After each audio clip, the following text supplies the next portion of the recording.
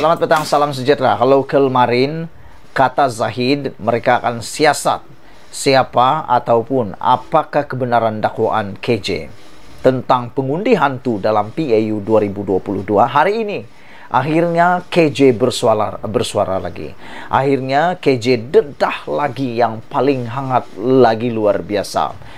Akhirnya KJ dedah dalam langkah Dewan Merdeka, yang kata KJ ada pengundi hantu yang mengundi bersama di dalam penentuan supaya jawatan dua kuasa tertinggi dalam UMNO, yaitu Presiden dan Timbalan Presiden, tidak dipertandingkan dan telah diluluskan dengan majoriti besar. Namun KJ masih tak puas hati, akhirnya dia buka mulut lagi, dedah lagi yang lebih panas, lebih hangat, lebih mengejutkan kita semua. Sebelum kita teruskan, mohon kiranya Anda tekan butang subscribe untuk dapatkan isu-isu terkini daripada channel saya ini. Tekan butang subscribe itu percuma. Komplot langkah Dewan Merdeka cuba lulus usul sekat pertandingan dua jawatan tertinggi, kata KJ. Hari ini bekas Ketua Pemuda UMNO Khairi Jamaluddin atau KJ sekali lagi mendakwa wujud komplot langkah Dewan Merdeka untuk meluluskan usul tambahan supaya dua jawatan tertinggi UMNO tidak dipertandingkan dalam pemilihan akan datang. Khairi mendakwa tag tanda pada kerusi dalam Dewan Merdeka yang dihaskan untuk perwakilan UMNO sudah ditanggalkan ketika ini sebagai usaha membawa masuk perwakilan input bagi meluluskan usul tambahan berkenan. Wow, rupa-rupanya bukan bola sepak saja ada pemain input, tapi dalam PAU 2022 UMNO turut ada pemain input. Berapa yang dibayar untuk pemain input ini kita pun tak tahu. Cuma saja yang didedahkan oleh Khairi ini memang mengejutkan, kerana belum apa-apa lagi sudah ada dakwaan yang begini panas, yang begini serius terhadap PAU 2022. Selain itu, saudara-saudara sekalian, Khairi berkata petang ini akan ada undi usul untuk tambahan, dan saya difahamkan ia akan dibulldoze, dilanggar.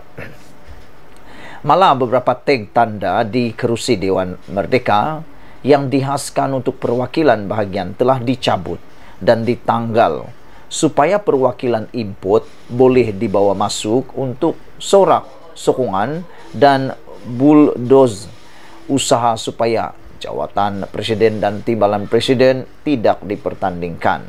Katanya dalam satu video di TikTok hari ini. Semalam Dewan Merdeka dilapor gamat selepas perwakilan Negeri Sembilan mencadangkan usul tambahan supaya dua jawatan tertinggi UMNO tidak dipertandingkan pada pemilihan parti akan datang.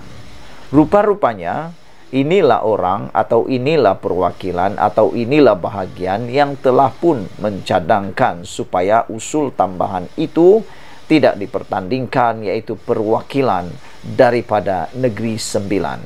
Siapa orangnya? Tentulah orang-orang di bawah Tok Mat atau Tok Hasan. Saudara-saudara sekalian, saya pikir inilah yang memulakan kepada kemenangan besar kepada Zahid Hamidi. Kita boleh kata perwakilan Negeri Sembilan inilah dalang yang menyebabkan usul tambahan itu dapat diundi. Tanpa usul mereka ini, pasti usul tidak dipertandingkan, pemilihan jawatan Presiden dan Timbalan Presiden tidak akan berjaya. Cadangan usul tambahan dikemukakan Wakil UMNO bahagian Rembau Muhammad Syukri Samsudin ketika berucap sebagai pencadang usul ucapan dasar Presiden dan mendapat reaksi berbeza daripada perwakilan. Terdahulu ketika membahaskan usul ucapan dasar Presiden UMNO, reaksi berbelah bahagi dizahirkan perwakilan negeri mengenai usul tambahan itu. Ketua UMNO bahagian Bukit Gantang, Datuk Seri Zainal Abidin Muhammad Rafiq yang mewakili wilayah persekutuan, senada dengan Timbalan Ketua UMNO bahagian Iskandar Putri, Datuk Pandak Ahmad, menegaskan usul tambahan dikemukakan semalam itu bertentangan dengan pasal 30 Perlembagaan UMNO dan perkara 10 peraturan persidangan. Kedua-dua mereka beranggapan usul berkenaan tidak sempurna dan tidak boleh diteruskan.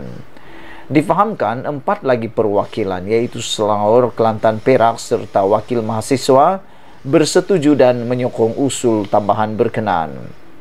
Mengulas lanjut, Khairi menyifatkan usul tambahan itu sebagai pelik apabila disampaikan oleh wakil daripada bahagian Rambau, memandangkan timbalan Presiden UMNO Datuk Seri Muhammad Hassan adalah ketua bahagian UMNO Rembau.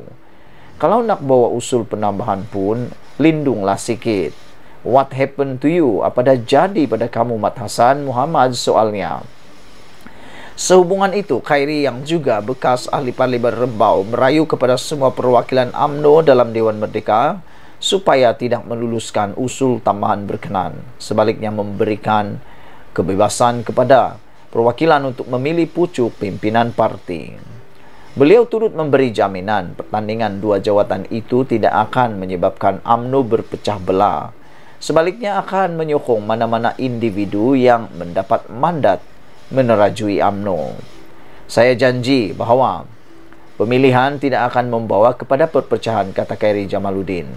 Siapa yang menang dapat mandat daripada parti, siapa yang menang kita sokong dan kita ketepikan segala perbezaan selepas selesai pemilihan nanti. Kita dah tinggal 26 kerusi Parlimen UMNO. Ini prestasi terburuk dalam sejarah parti kita, kata Khairi Jamaluddin.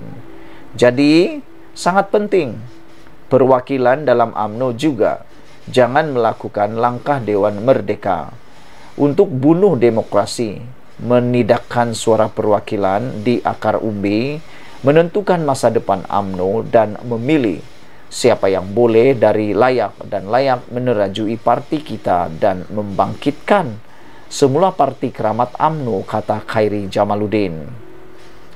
Terdahulu, Ketua Penerangan UMNO Isham Jalil mengesahkan 7 usul dibentangkan dalam persidangan semalam, selain 1 usul tambahan iaitu mengenai cadangan supaya jawatan Presiden dan timbalan Presiden tidak dipertandingkan. Beliau bagaimanapun berkata, usul tambahan berkenaan tidak membabitkan sebarang pindaan perlembagaan parti dan hanya membabitkan persetujuan dalam Dewan. Saudara-saudara, begitulah apa yang didedahkan oleh Khairi Jamaluddin yang memang luar biasa apabila beliau mendedahkan komplot langkah Dewan Merdeka untuk cuba meluluskan usul sekat pertandingan 2 jawatan tertinggi. Apa pendapat kamu semua dengan ulasan ini? Sila tinggalkan komen Anda, tekan butang subscribe. Kita jumpa lagi. Bye-bye.